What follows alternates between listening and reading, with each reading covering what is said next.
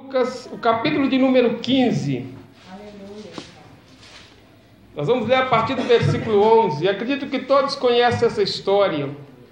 A história da parábola do filho pródigo. Eita glória, aleluia. Acredito que conhecemos de cor, todos nós já ouvimos por várias vezes essa palavra. Mas quantos creem que Deus tem algo novo a nos revelar através dessa palavra nessa noite? Diz amém.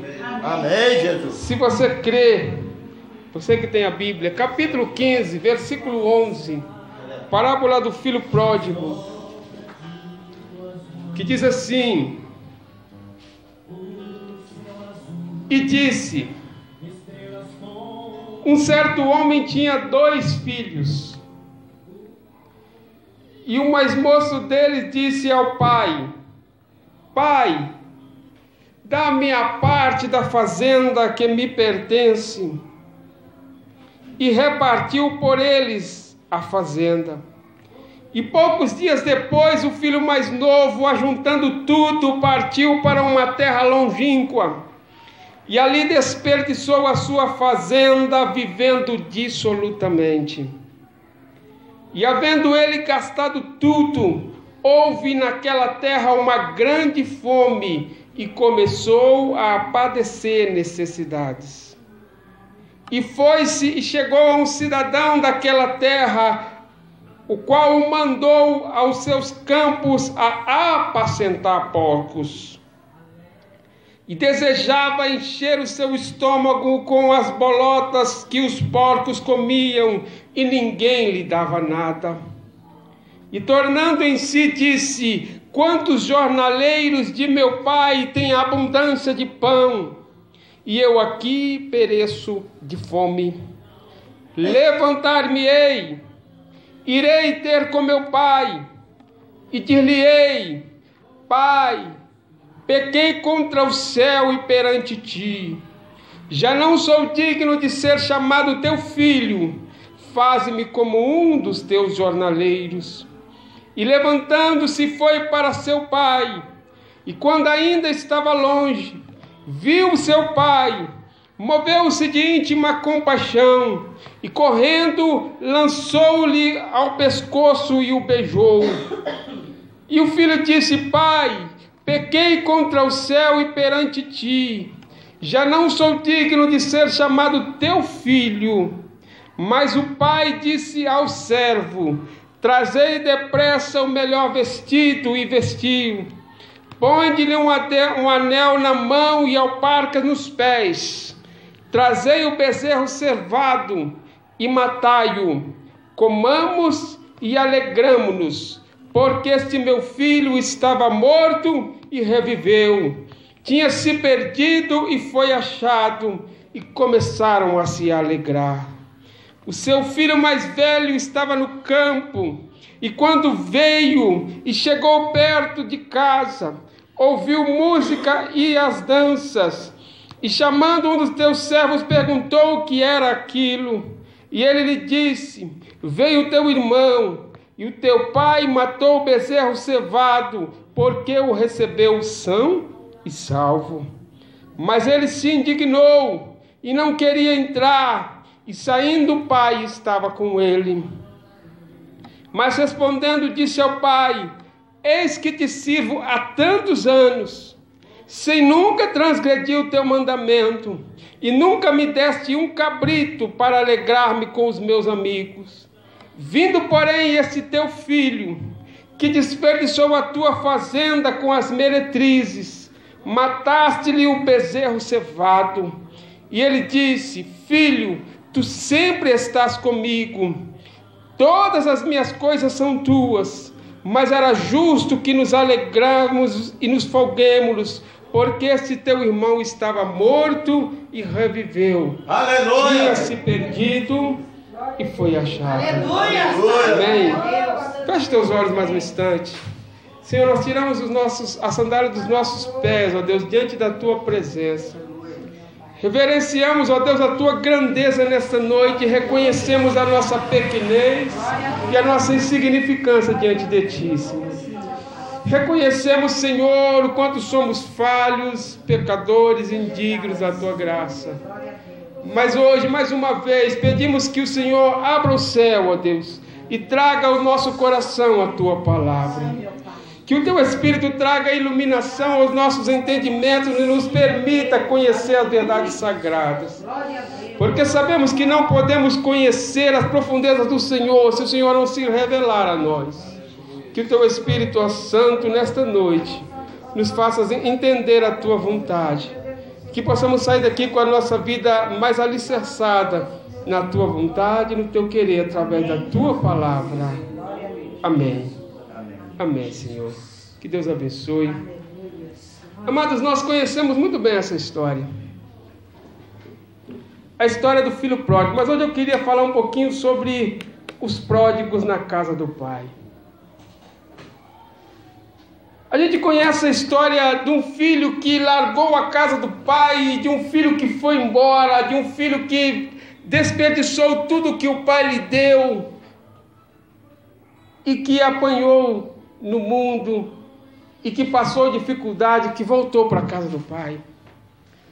Mas algo interessante, amados, que essa história nos conta, essa parábola nos conta a história de dois filhos. E sabemos que a Bíblia Sagrada, a Palavra de Deus, ela é um espelho para as nossas vidas. Eu sempre digo que se a gente olhar para a Bíblia e não ver aqui as nossas vidas, e não ver retratado aqui, às vezes, os nossos atos, nossos erros, nossos pecados, o que somos, nós não estamos lendo a Palavra de Deus sobre o olhar do Espírito.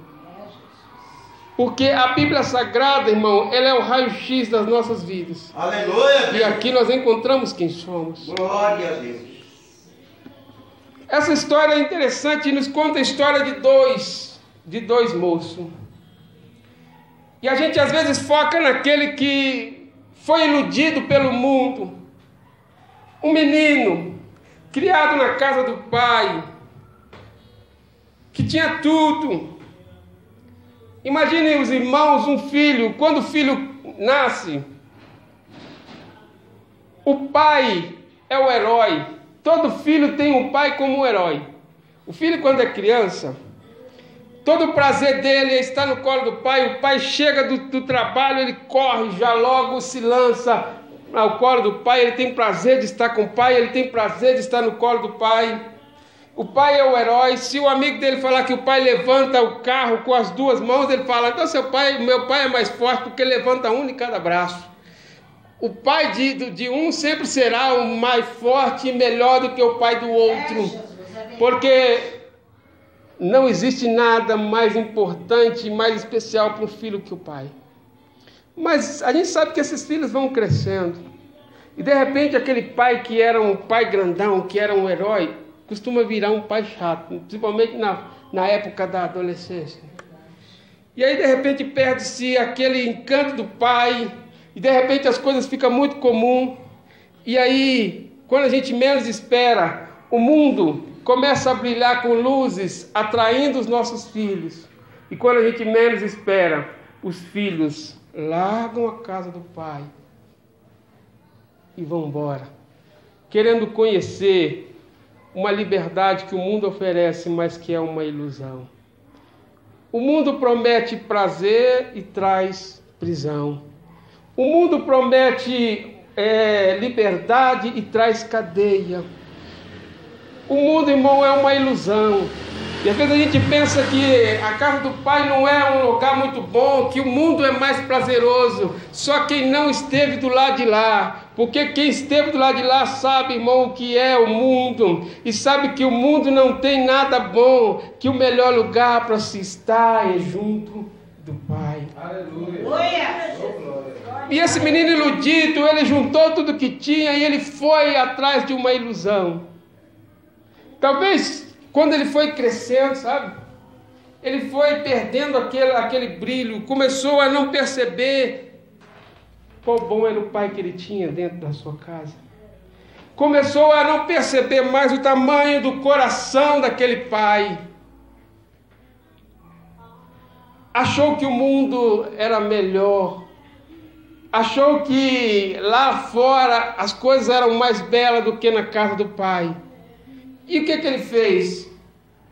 Ele juntou tudo que tinha, pediu ao pai a sua parte da herança. Juntou tudo que tinha e foi para lá. Só que quando chegou lá, ele viu que o mundo não era tão belo como parecia. Aquilo que parecia um parque de diversão, um mundo encantado, lhe mostrou a realidade.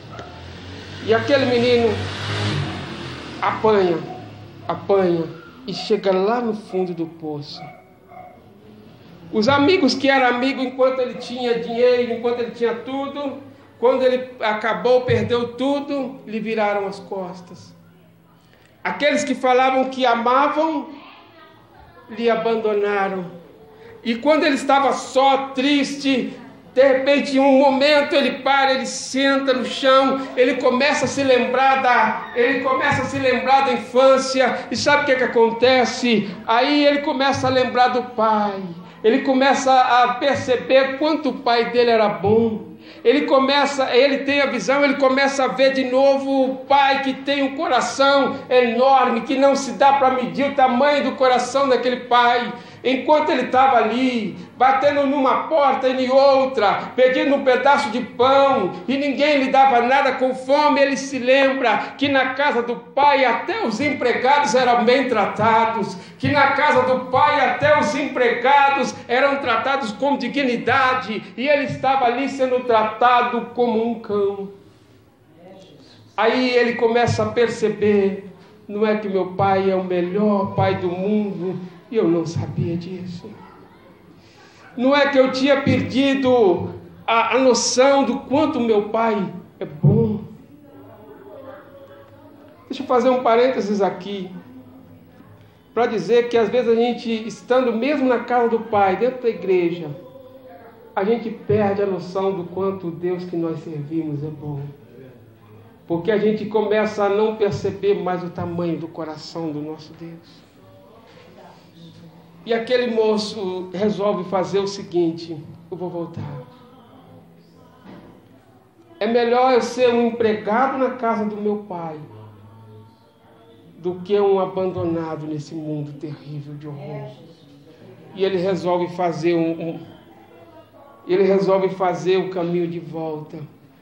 Ele talvez pensa consigo: eu preciso, nem que seja por um instante, pedir perdão ao meu pai, dizer para ele que eu me arrependi, dizer para ele que eu estava enganado, dizer para ele que ele é o melhor pai do mundo e que hoje eu entendo isso. Foi preciso apanhar lá fora. Às vezes é preciso que a gente leve uma surra do mundo, da ilusão do pecado, para a gente entender a graça de Deus, para a gente entender o quanto Deus é grande, gracioso, porque às vezes a gente se acostuma tanto que a gente começa a perder a noção do quanto bom é Deus. E esse moço teve que ir lá fora para entender que seu pai era o melhor pai que podia existir. Mas presta atenção, ele volta para a casa do pai. Ele chega, o pai já vê de longe, o pai já antecipa perdão, o pai já corre para o filho, o pai já abraça o filho, o pai já se alegra, o coração do pai parece que vai explodir, a alegria maior não existe, porque o meu filho voltou, o pai estava rejubilante, era um dia de alegria no coração do pai. Ele já está fazendo ali uma festa, mas aí chega o filho mais velho. Lembra que essa parábola é sobre 2 filhos. Me permita um questionamento. Aquele filho que foi embora pediu ao pai: pai, eu quero a minha herança. Todos nós sabemos que herança é algo que você recebe quando o outro morre. Pedir uma herança antecipada é meio que dizer assim: olha, como o senhor não quer morrer, antecipa ao que me pertence. Pedir herança de alguém vivo é no mínimo ultrajante. Mas foi isso que esse moço fez. O pai talvez tentou persuadir: meu filho, mas o que te falta? Por que você quer ir embora? Não, quero viver a minha vida. E assim, o pai, depois de não conseguir convencê-lo, o que o pai faz? O pai pega a parte da herança que pertence a ele e coloca nas suas mãos. Permite aquele moço ir embora. Mas o coração do pai fica aberto para recebê-lo de volta. Pense comigo, irmão. O tamanho do coração desse homem. Que pai daria uma herança antecipada para o filho? Deixaria o filho ir, mas ainda fica com o coração aberto, pronto para receber de volta. Ele já estava ali, já tinha guardado um bezerro cevado, ele já estava ali com o bezerro, o melhor bezerro da fazenda, pronto, esperando, porque o dia que meu filho voltar, eu vou dar uma festa. Você consegue perceber o tamanho do coração desse pai? Quando o filho volta, o pai faz uma festa. Quando o filho volta, o pai dá uma festa, o pai fica alegre, todo mundo dançando. Mas chega o mais velho. O outro filho, o mais velho, que ficou na casa do pai, estava no campo, cuidando do trabalho. E aí ele retorna. E quando ele chega e ele vê aquela festa acontecendo, ele pergunta o que é aquilo. Então ele é informado que o pai estava fazendo uma festa porque o filho que havia ido embora voltou.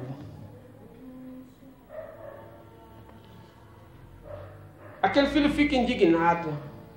Nessa festa eu não entro. Nesta festa não me cabe. Nessa festa eu não vou. Porque como pode meu pai? Como pode meu pai fazer festa para esse que gastou tudo, para esse miserável, para esse vagabundo, que pegou o que meu pai construiu e que foi embora, e que gastou tudo com prostituta, com meretrizes, com festa, com bebedeiras, com farra, e viveu, agora que está no fundo do poço, agora ele volta e meu pai ainda faz festa para ele. Como pode meu pai fazer um negócio desse? Aceitar a tamanha afronta e ultraje desse moço que pegou, que gastou tudo e agora volta arrependido? Eu é que não entro nessa festa.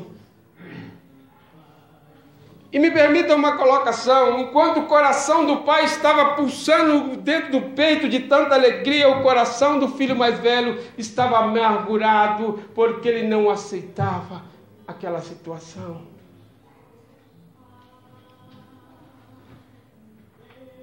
Então alguém informa o pai que ele está lá fora e não quer entrar. O pai sai e começa a dizer: meu filho, veja por outro lado. Seu irmão estava ali no mundo perdido, mas graças a Deus ele voltou são e salvo. Ele estava perdido e ele foi achado. Ele estava lá no mundo de ilusão, mas ele voltou, nós precisávamos fazer festa. E aí, irmão, ele indignado, ele diz assim: meu pai, quanto tempo eu estou contigo? Eu nunca transgredi teu mandamento. Eu nunca desobedeci uma ordem tua. Eu sempre fui fiel. Eu sempre fiz tudo certo e correto. E o Senhor nunca me deu um cabrito para eu fazer uma festa com os meus amigos. Agora, esse que foi embora, esse que gastou tudo, esse que pegou o que o Senhor construiu e foi, volta, e o Senhor ainda mata o bezerro cevado e faz festa para ele. Me permita dizer que se a gente às vezes não é o filho mais novo que abandona tudo para ir para o mundo de ilusão, mas às vezes a gente é o filho mais velho. Quando esse moço fala assim: meu pai, o Senhor nunca me deu um cabrito para fazer uma festa com meus amigos. Deixa eu fazer uma pergunta. Você acredita que um pai que pegou a herança, estando ainda vivo, colocou na mão de um filho, deixou aquele filho embora, viver a sua vida, e ainda ficou esperando ele para o receber e o perdoar. Consegue imaginar o tamanho do coração desse pai? Um pai que teve coragem de fazer isso, será que ele negaria ao filho mais velho um cabrito para fazer um churrasco com os amigos? Não, né? É impossível imaginar que um pai com o coração desse tamanho iria negar ele o direito de ter um cabrito, de fazer uma festa com seus amigos.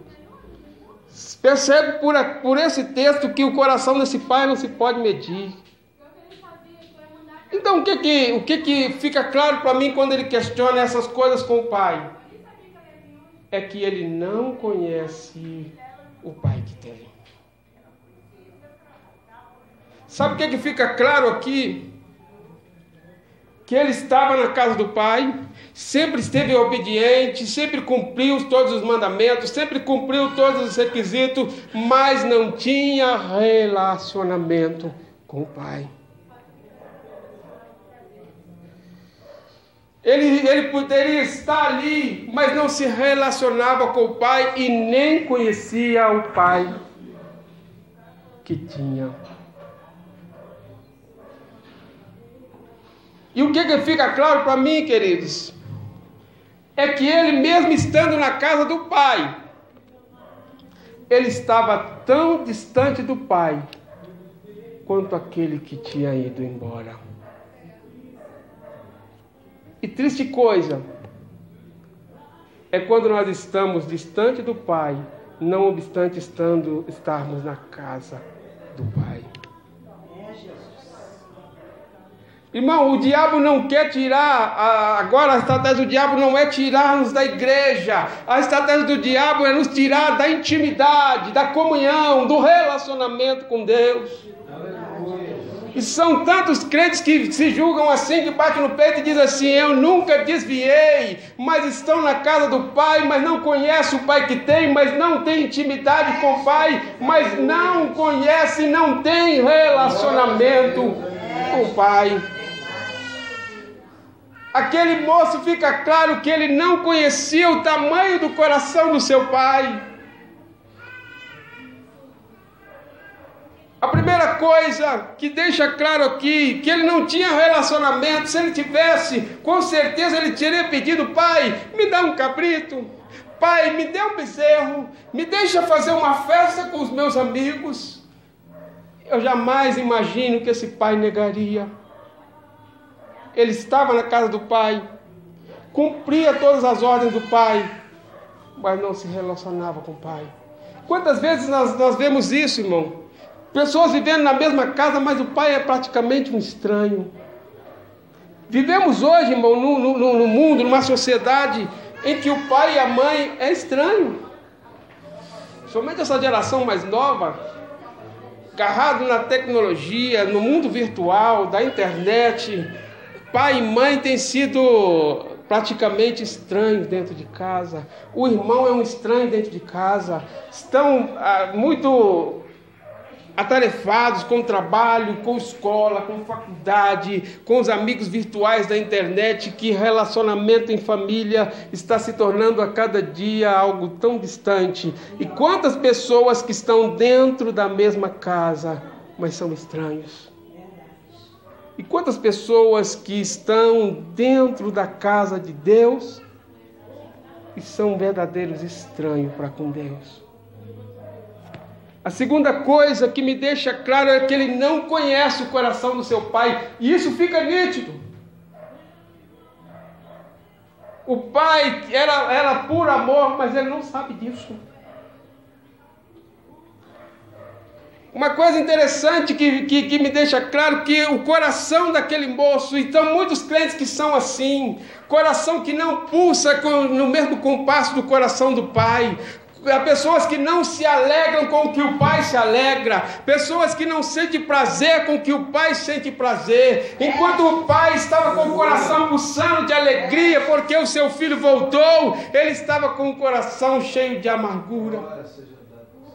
E ele também fica claro que ele não conhece o pai que tem, irmão, porque ele acha absurdo Como que meu pai pode aceitar esse vagabundo que foi embora e voltou? E sabe que nós estamos vivendo na igreja uma cultura assim? A gente pensa, a gente vê um Deus que tem mais prazer em condenar do que em perdoar.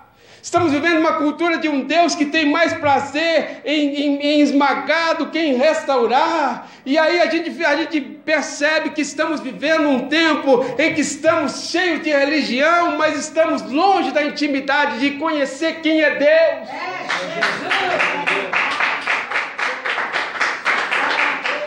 O coração desse pai estava feliz porque o filho voltou. Sabe por quê? Porque esse pai representa Deus. Deus tem mais prazer em perdoar do que em condenar. Deus tem mais prazer em restaurar do que, irmão, do que em lançar fora. O coração do pai ainda estava esperando o filho para a restauração.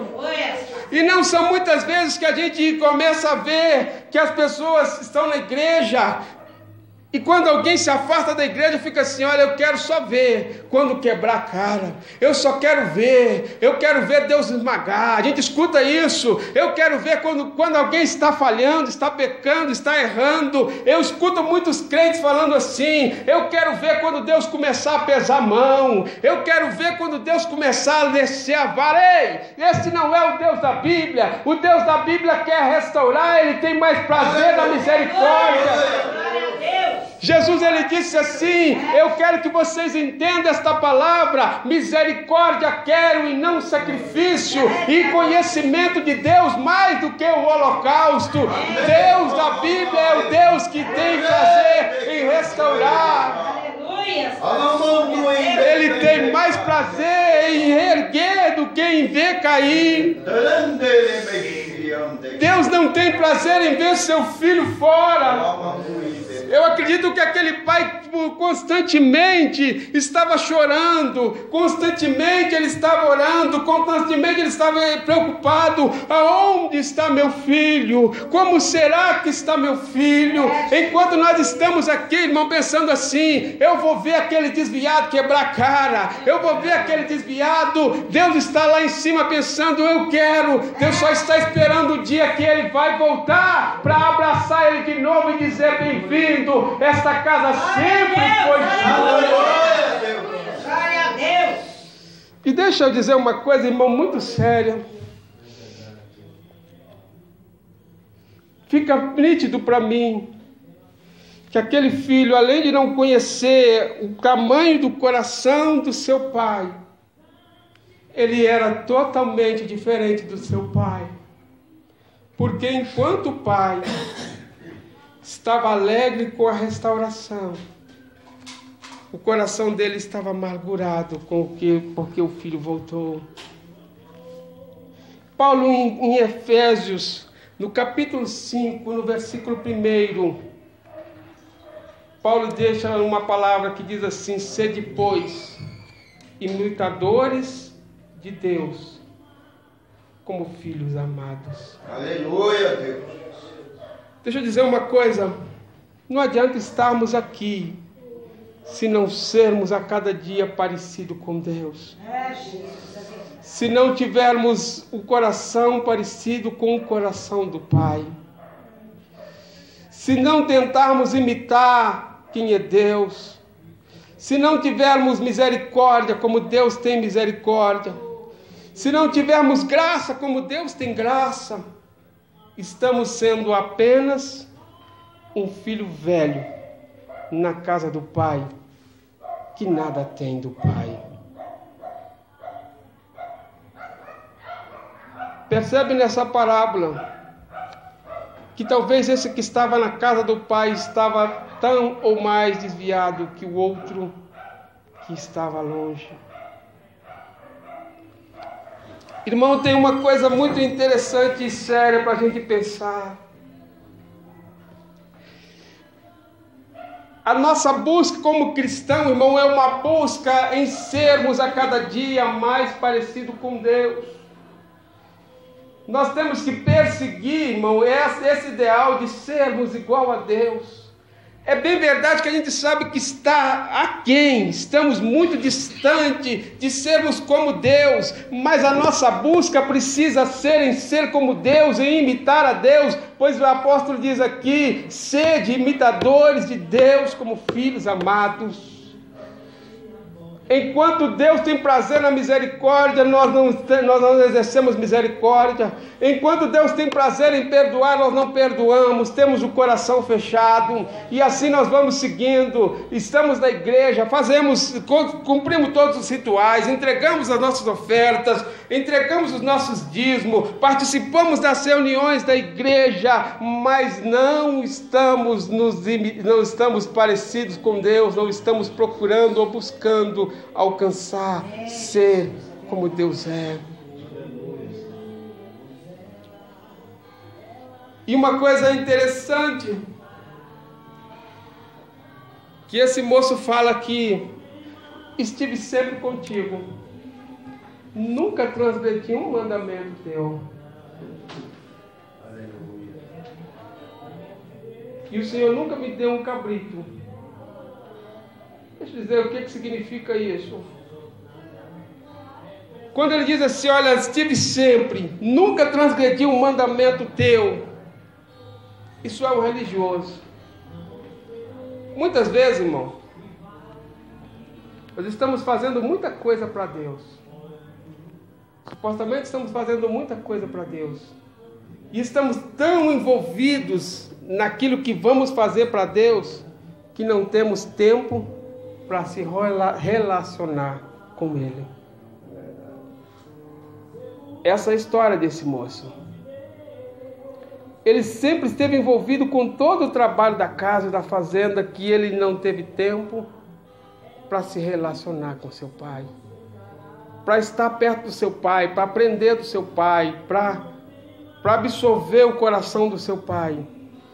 E o mais triste é que ele estava fisicamente perto do pai, mas distante do coração do pai.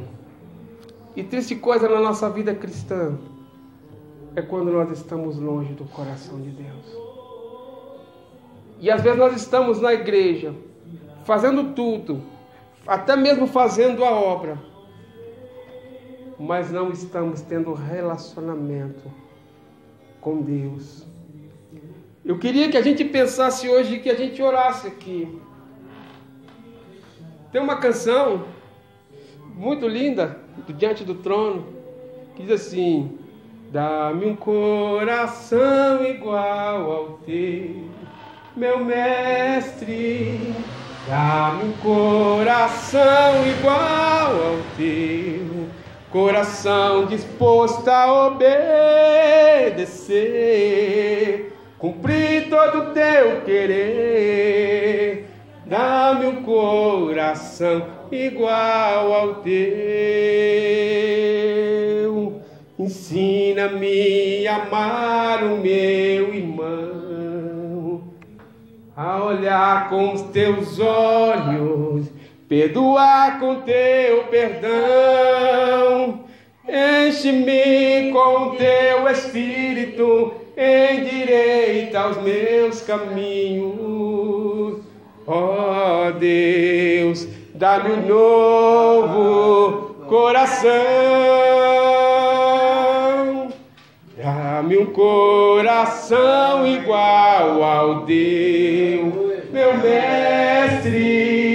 Dá-me um coração igual ao teu, coração disposto a obedecer, cumprir todo o teu querer.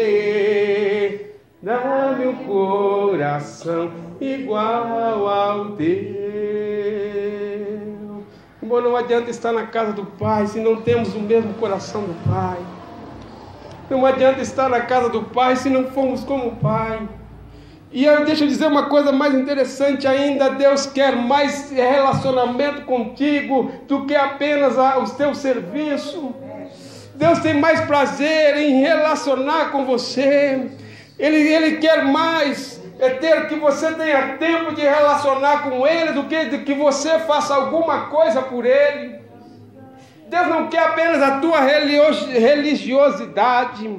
É importante você dar o seu dízimo, sim. É importante você dar a sua oferta, sim. É importante você participar dos evangelismos da igreja, sim. Mas isso não é nada se você não tiver relacionamento com Deus. Vida cristã não é apenas cumprir regra. Vida cristã não é apenas fazer isso ou fazer aquilo. Vida cristã é se relacionar com Deus. E se não estivermos relacionamento com Deus, nós podemos ser apenas mais um religioso dentro de qualquer templo religioso. O Deus da Bíblia é um Deus de relacionamento. E esse moço já tinha perdido o relacionamento com Deus há muito tempo, mesmo estando dentro da casa do Pai.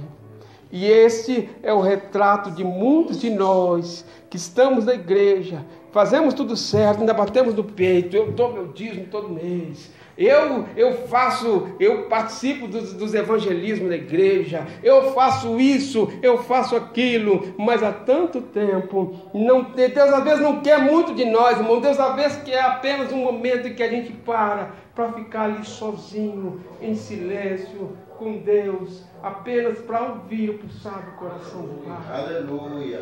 Às vezes Deus não quer muito nem as nossas palavras, Deus só quer a nossa companhia, Deus só quer estar conosco, Deus só quer um momento a sós conosco, mas nós estamos envolvidos demais com as coisas da igreja que não temos tempo para se envolver com o Senhor da igreja.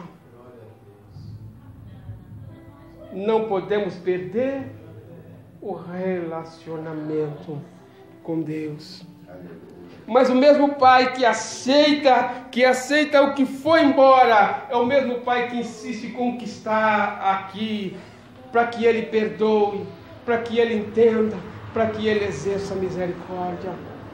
Irmão, deixa eu dizer uma coisa interessante para os irmãos aqui. Muito interessante. Tem pessoas que me perguntam assim: pastor, eu sou crente, eu só tenho uma dificuldade. Qual é a sua dificuldade? Eu não consigo perdoar. O que eu devo fazer para perdoar? Quando me perguntam assim, o que eu devo fazer para perdoar? A resposta que eu posso dar é única: nasça de novo e receba um novo coração de Deus. Isso mesmo. Porque, irmão, crente que não consegue perdoar, não nasceu de novo, não recebeu um novo coração. É só pedir a Deus: Senhor, eu quero um coração novo, um coração como o teu. Deus não quer muito de nós, irmão. Deus só quer que a gente trate o outro, o nosso irmão, como Ele trata nós. Deus perdoou o teu pecado, irmão.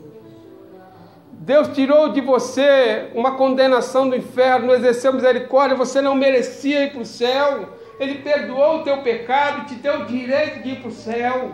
E por que tu não perdoa o teu irmão por causa de coisas?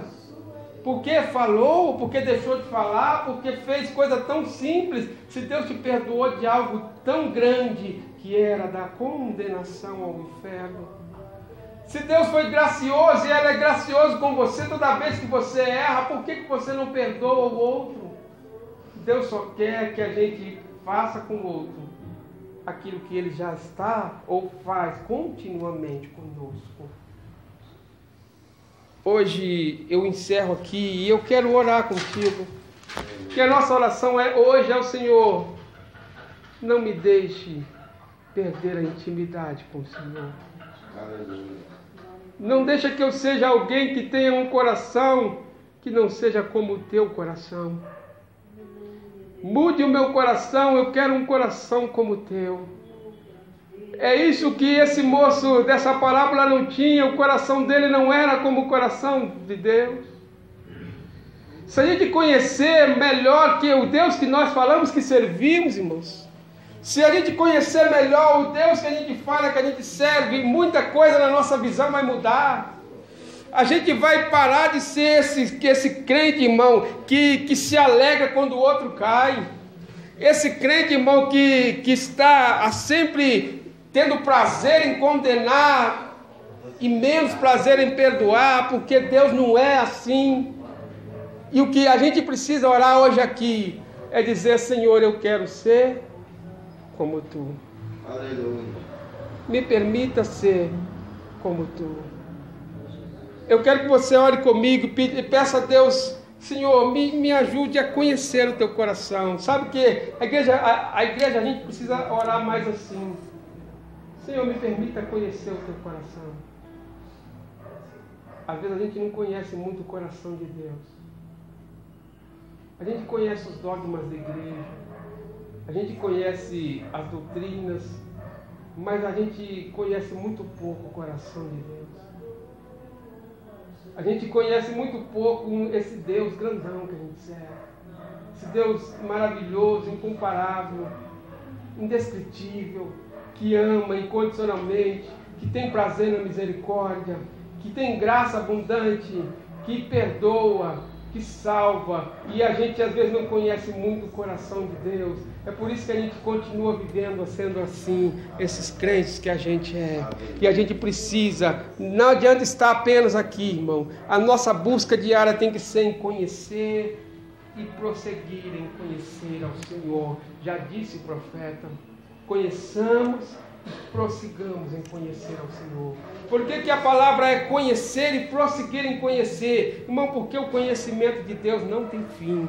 Ele tem que ser diário. Mas não é conhecer apenas ter informação sobre Deus. A nossa vida, a gente precisa conhecer a Deus na intimidade, no relacionamento. Eu queria que você orasse comigo hoje.